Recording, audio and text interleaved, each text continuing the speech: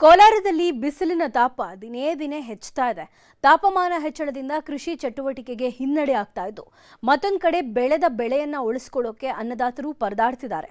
ರೇಷ್ಮೆ ಹುಳು ಉಳಿಸಿಕೊಳ್ಳೋಕೆ ರೈತರು ಸಾಕಾಣಿಕೆ ಕೇಂದ್ರದ ಮೇಲೆ ನೀರಿನ ಸ್ಪ್ರಿಂಕ್ಲರ್ ಅಳವಡಿಸಿ ಪರದಾಡುವ ಸ್ಥಿತಿ ನಿರ್ಮಾಣ ಆಗಿದೆ.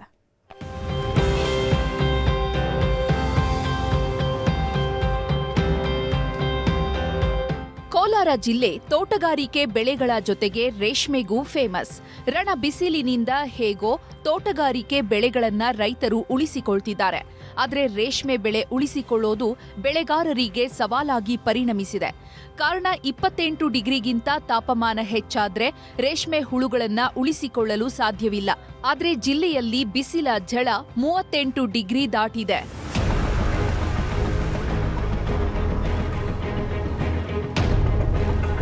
ಬಿಸಿಲ ಝಳದಿಂದ ರೇಷ್ಮೆ ಬೆಳೆ ಉಳಿಸಿಕೊಳ್ಳೋದು ಸವಾಲಾಗಿ ಪರಿಣಮಿಸಿದೆ. ಹೀಗಾಗಿ ರೇಷ್ಮೆ ಬೆಳೆಗಾರರು ಸ್ಪ್ರಿಂಕ್ಲರ್ಗಳ ಮೊರೆ ಹೋಗಿದ್ದಾರೆ. ಬಹುತೇಕ ರೈತರು ರೇಷ್ಮೆ ಹುಳು ಸಾಕಾಣಿಕೆಯ ಶೆಡ್ಗಳ ಮೇಲೆ ನೀರಿನ ಸ್ಪ್ರಿಂಕ್ಲರ್ಗಳನ್ನು ಅಳವಡಿಸಿಕೊಂಡಿದ್ದಾರೆ. ಕೋಲಾರ ತಾಲೂಕಿನ ಅಬ್ಬಣಿ ಗ್ರಾಮದ ರೈತ ಲಕ್ಷ್ಮಣ್ ಗೌಡ ಶೆಡ್ ಮೇಲೆ ಬೆಳಿಗ್ಗೆ 7 ಗಂಟೆಯಿಂದ ರಾತ್ರಿ 7 ಗಂಟೆವರೆಗೂ ಸ್ಪ್ರಿಂಕ್ಲರ್ಗಳಿಂದ ನೀರು ಹಾಯಿಸುತ್ತಿದ್ದಾರೆ. ಬೇಸಿಗೆಯಲ್ಲಿ ನಾವು ಇದು ಎರಡನೇ ಬೆಳೆ, ಬೇಸಿಗೆ ಸ್ಟಾರ್ಟ್ ಆದಮೇಲೆ ಮೇಲ್ಗಡೆ ಎಲ್ಲ ಸ್ಪ್ರಿಂಕ್ಲರ್ಸ್ ಹಾಕಿದ್ದೀವಿ. ಒಂದು 10 ಸ್ಪ್ರಿಂಕ್ಲರು, ಒಂದು 10 ಪಾಗರ್ಸ್ ಹಾಕಿದ್ದೀವಿ. ಮನೆ ಶೆಡ್ ಸುತ್ತಲೂ ಮೆಸ್ ಬಿಟ್ಟಿದ್ದೀವಿ. ಮೆಸ್ ಬಿಟ್ಟು ಆ ಮೆಸ್ ಮೇಲೆ ನೀರು ಬರೋ ಥರ ಮಾಡಬೇಕು. ಹೊರಗಡೆಯಿಂದ ಬರುವಂಥ ಗಾಳಿ ತಣ್ಣಗಾಗಿ ಒಳಗಡೆ ಬರಬೇಕು. 24 ಗಂಟೆ ಅದ್ರಿಗೆ ನೀರು ಬಿಡಬೇಕು. ಬೆಳಗ್ಗೆ 6 ಗಂಟೆಗೆ ಆನ್ ಮಾಡಿದರೆ 6-7 ಗಂಟೆಗೆ ಆನ್ ಮಾಡಿದ್ರೆ ಸಂಜೆ 6 ಗಂಟೆವರೆಗೂ ಆಫ್ ಮಾಡಲ್ಲ.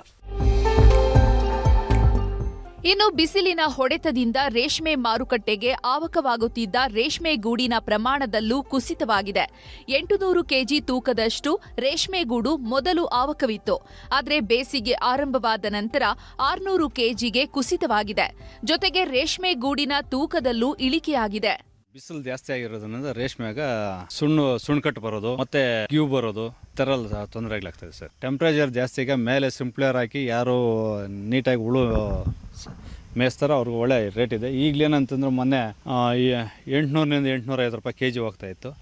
ಈಗಲೇನಾಗಿದೆ ಬೇಸಿಗೆನಿಂದ ಹೆಚ್ಚಾಗಿ ಗೂಡು ಬರ್ತದೆ ಅಂತೇಳಿ ಹೇಳಿ ಈಗ 450ರಿಂದ 450 ರೂಪಾಯಿ ಹೋಗ್ತಾ ಇದೆ ಈಗ ಪರ್ ಕೆಜಿ. 450 ರೂಪಾಯಿ ಹೋದ್ರೆ ಏನು ಲಾಸ್ ಏನಿಲ್ಲ. ಈಗಲೇನಂತಂದ್ರೆ ಬೆಳೆ ಆಗೋದೇ ಕಷ್ಟ ಬಿಸಿಲಿಗೆ. ಒಟ್ನಲ್ಲಿ ಬಿಸಿಲಿನ ತಾಪಮಾನ ಏರಿಕೆಯಾದ ಬೆನ್ನಲ್ಲೇ ರೇಷ್ಮೆ ಕೃಷಿಯ ಬೆಳೆಗಾರರು ಹುಳು ಸಾಕಾಣಿಕಾ ಕೇಂದ್ರದಲ್ಲಿ ತಾಪಮಾನ ಕಾಪಾಡಿಕೊಳ್ಳಲು ತೀವ್ರ ಪರದಾಡ್ತಿದ್ದಾರೆ.